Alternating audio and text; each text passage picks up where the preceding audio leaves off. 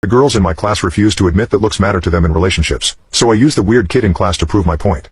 So I'm in freshman year of high school and the other day we were having a class all about relationships, consent, that kind of stuff.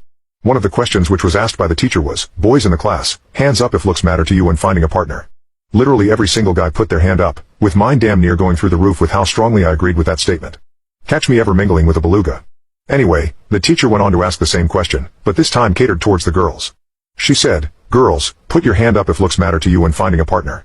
And out of the 14 girls in that class, only one was honest enough to put their hand up. The teacher seemed pleased at this discovery and started to go into a speech about girls being less superficial, but this was when I felt a divine duty calling my name. I interrupted, saying I believe every single one of them is lying. All the girls looked at me and a conversation erupted, with me being called misogynistic from every direction. When the class calmed down, the teacher told the girls to hear me out. I went on to explain that looks do indeed matter to them all, at least the guys are willing to admit it, the girls were not willing to admit it because they did not want to look like a-holes. I then said I can prove my theory right here and right now. Everyone looked kinda confused at me, and so I shouted. Jessica, you see Roger over there, if Roger could make you laugh like no one else and treated you like a princess, had every personality trait you dreamed of and even more, would you date him? For context, Roger was one ugly dude, he had an underbite which made his jaw stick out, he had a larger-than-life nose, an unbelievably large and square head, acne riddling him from top to bottom, and overall just had the facial structure of a deformed alpaca. He also rocked the bowl cut.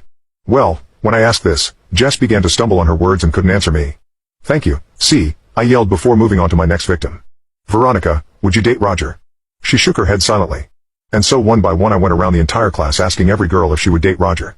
The teacher tried to get me to stop and calm down, telling me I had proved my point, but I didn't stop until I had asked every single girl. And so Roger was rejected 14 times, and he never even asked anyone out.